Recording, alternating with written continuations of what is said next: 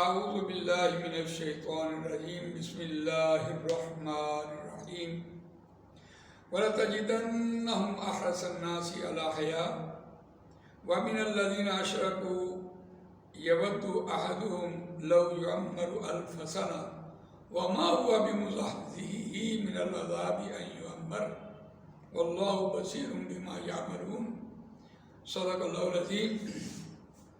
یہ آیت نمبر 96 آپ کے سامنے سورہ بقرہ کی تلاوت کی ہے۔ روان ترجمہ سنیے۔ وَلَتَجِدَنَّهُمْ أَحْرَصَ النَّاسِ عَلَىٰ حَيَاةٍ، اور البتہ آپ ضرور بضرور پائیں گے ان لوگوں کو احرص الناس علی حیاۃ، اپنی زندگی پر لوگوں میں سے سب سے زیادہ حریص۔ اور نبی صلی اللہ علیہ وسلم کو یہ بات مخاطب کر کے ایک قسم کی کہی ہے کہ اے نبی صلی اللہ علیہ وسلم، یہ جو مشرکین ہیں، یہ جو یہود ہیں اور یہ عیسائی ہیں اور یہ ظلم کرنے والے لوگ ہیں، ان کا ایک روش بتائی جا رہی ہے کہ آپ ان کو دنیا میں دیکھیں گے، وہ بڑے حریص ہوں گے، زندگی پر بڑے حریص ہوں گے۔ وَمِنَ الَّذِينَ أَشْرَكُوا، اور ان لوگوں میں سے جنہوں نے اللہ کے مقابلے میں شریک ٹھہرایا، وہ بھی اس دنیا کی زندگی پر بڑے حریص ہوں گے۔ اب وَمِنَ الَّذِينَ أَشْرَكُوا، یہاں ہم دیکھتے ہیں یہ معانقے کی آیت ہے۔ معانقے کی آیت وہ ہوتی ہے جس کا تعلق پچھلی آیت سے بھی ہو اور آگے آنے والی آیت سے بھی ہو۔ اور اگر اس آیت کو ہم آگے والی آیت کے ساتھ ملا کر پڑھیں، وَمِنَ الَّذِينَ أَشْرَكُوا يَوَدُّ أَحَدُهُمْ لَوْ يُعَمَّرُ أَلْفَ سَنَةٍ، تو ان لوگوں میں سے جنہوں نے اللہ کے مقابلے میں شریک ٹھہرایا، وہ بھی اپنی زندگی پر بڑے حریص ہیں۔ یود احدہم، چاہتا ہے ہر ایک ان میں سے کہ یعمر الف سنہ، وہ عمر دیا جائے 1000 سال۔ وہ مرنا نہیں چاہتے، وہ کہتے ہیں ہماری عمر 1000 سال ہو جائے۔ تو قرآن نے کہا وَمَا هُوَ بِمُزَحْزِحِهِ مِنَ الْعَذَابِ أَن يُعَمَّرَ، اور نہیں بچائے گی، نہیں وہ عمر بچائے گی عذاب سے یہ کہ وہ عمر دیے جائے۔ اگر ان کو 1000 سال عمر دے بھی دی جائے تو عمر جو ہے ان کو اللہ کے عذاب سے نہیں بچا سکے گی۔ واللہ بصیر بما یعملون، اور اللہ دیکھنے والا ہے جو وہ عمل کرتے ہیں۔ بڑی دلچسپ بات یہ ہے کہ یہ جو معانقے کی آیت جس میں لکھا ہوا ہے وَمِنَ الَّذِينَ أَشْرَكُوا، اس آیت کا تعلق پچھلی آیت سے بھی ہے اور اگلی آیت سے بھی ہے۔ تو اس کو ذرا دیکھیے، یہ بالکل اسی طرح ہی ہے جیسے ہم کہتے ہیں الف لام میم ذالک الکتاب لا ریب فیہ، فیہ ھدی للمتقین۔ یہ فی جو ہے اس کے ایک طرف بھی 3 نقطے لگے ہوئے ہیں، دوسری طرف بھی 3 نقطے لگے ہوئے ہیں۔ اس کو کہتے ہیں معانقہ۔ اس کا مطلب ہے کہ فیہ جو آیت ہے اس کا تعلق پچھلی عبارت سے بھی ہے اور اس کا تعلق اگلی عبارت سے بھی ہے۔ جب ہم کہتے ہیں ذالک الکتاب لا ریب فیہ، یہ وہ کتاب ہے جس میں کوئی شک نہیں، بالکل ٹھیک۔ جب ہم یہ کہتے ہیں فیہ ھدی للمتقین، تو اس میں ہدایت ہے واسطے متقین کے۔ تو یہ جو فیہ ہے اس کا تعلق پچھلی عبارت سے بھی ہو جائے گا، اگلی عبارت سے بھی ہو جائے گا۔ اب یہ جو ہم نے آیت زیر مطالعہ ہے اس میں دیکھتے ہیں تو یہ بات صاف صاف کہی وَلَتَجِدَنَّهُمْ أَحْرَصَ النَّاسِ عَلَىٰ حَيَاةٍ، اور البتہ آپ پائیں گے ضرور بضرور ان لوگوں کو جو دنیا کی زندگی میں بڑے حریص ہیں، بڑے لالچی ہیں، مرنا نہیں چاہتے۔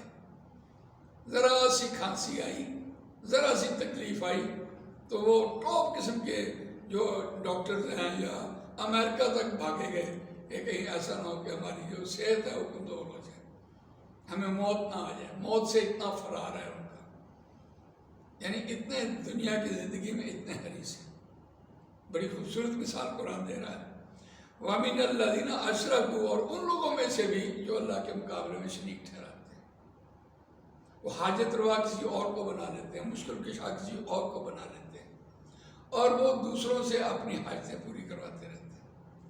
اچھا، یہ جو وَمِنَ الَّذِينَ أَشْرَكُوا ہے، اگر اس کو ہم نان مسلم کی طرف اشارہ کریں کہ جو ہندو ہیں، نان مسلم ہیں، ان کو کہی جا رہی ہے بات، بلکہ ایسا بھی ہے کہ وہ لوگ جنہوں نے کلمہ پڑھا ہوتا ہے لا الہ الا اللہ محمد رسول اللہ صلی اللہ علیہ وسلم، وہ جب اللہ کے مقابلے میں اپنی مرضی کو لے کے آ رہے ہوتے ہیں، ادھر اذان ہو رہی ہوتی ہے اور وہ دنیا کے کام میں لگے رہتے ہیں، تو پھر کیا وہ اپنے نفس کا کہا نہیں مان رہے ہوتے؟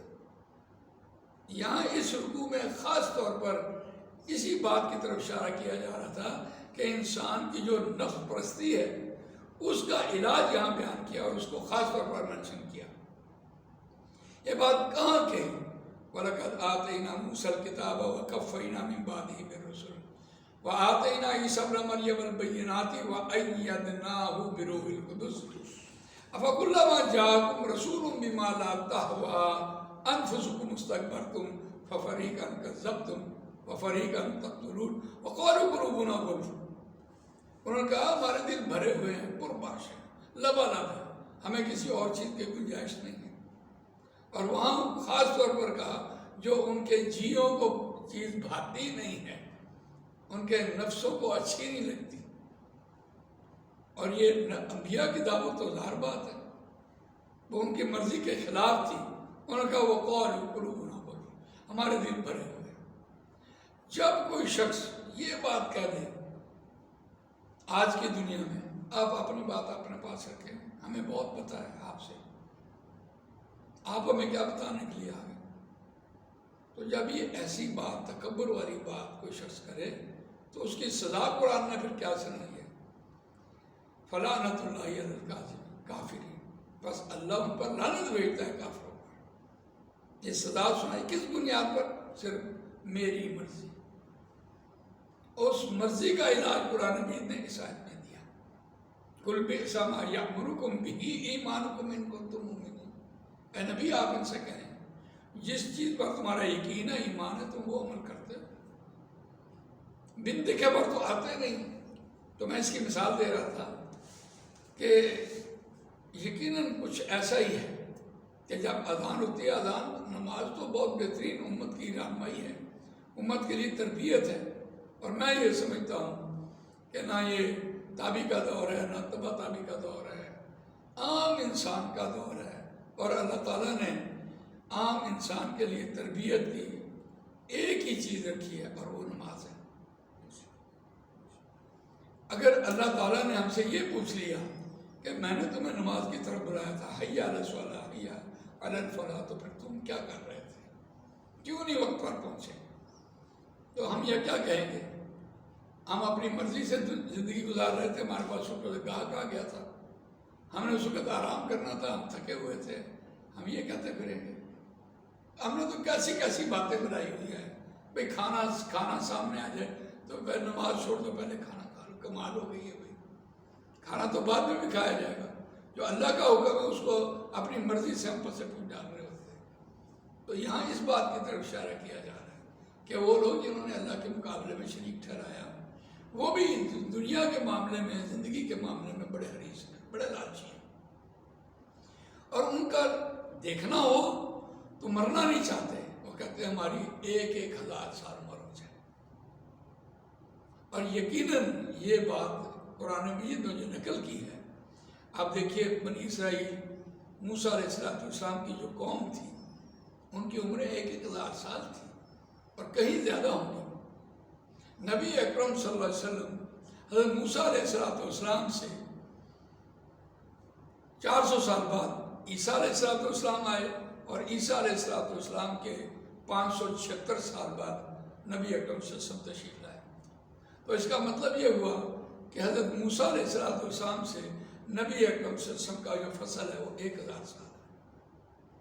وہ لوگ نبی اکرم صلی اللہ علیہ وسلم کی موجودگی میں زندہ تھے، اور انہوں نے نبی اکرم صلی اللہ علیہ وسلم کو اپنی عمر کے اعتبار سے ان کو دیکھا تھا، تاکہ حجت پوری ہو جائے۔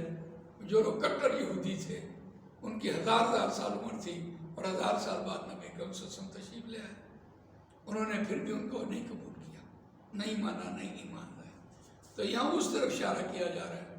ویسے بھی صحابہ نے نبی اکرم صلی اللہ علیہ وسلم سے آ کے ایک استفسار کیا، یا رسول اللہ یہ یہودیوں کی عمریں 1,000 سال تھی، ہاں جی، اور ہماری عمریں 60-70 سال ہوتی ہیں، اس سے زیادہ کیا ہوں گی؟ کوئی بڑا پہنچے گا تو 100 تک پہنچ جائے گا، اور کیا؟ تو وہ تو عبادت کے اعتبار سے ہم سے آگے نکل جائے گے۔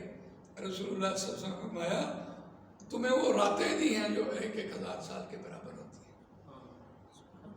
تو یہ 1000 سال کی بات قرآن مجید نے یہاں ایسے نہیں کی، تو ان کو 1,000 یہاں کیا کہا جا رہا تھا؟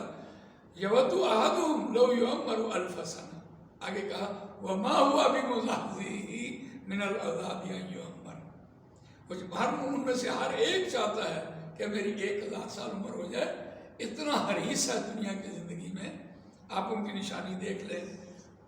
تو اللہ نے کہا وما ہوا بمزحزحہ، اور ان کو آگ کے عذاب سے نہیں بچا سکے گی یہ کہ ان یعمر، یہ کہ وہ عمر میں دیا جائے۔ مضارع مجہول لے کے آئے قرآن کی، واللہ بصیر بما یعملون، اور اللہ دیکھنے والا ہے جو وہ عمل کرتے ہیں، چاہے عمر زیادہ ہو چاہے عمر کم ہو، اللہ تعالیٰ انسان کے ہر عمل کو دیکھ رہا ہوتا ہے۔ یہ آج ہم نے یہاں 11 رکوع مکمل کی ہیں الحمدللہ، اور اگلی نشست میں انشاءاللہ 12 رکوع شروع کریں گے۔ جزاک اللہ خیر۔ سبحانک اللہم و بحمدک، نشہد ان لا الہ الا انت، نستغفرک و نتوب الیک۔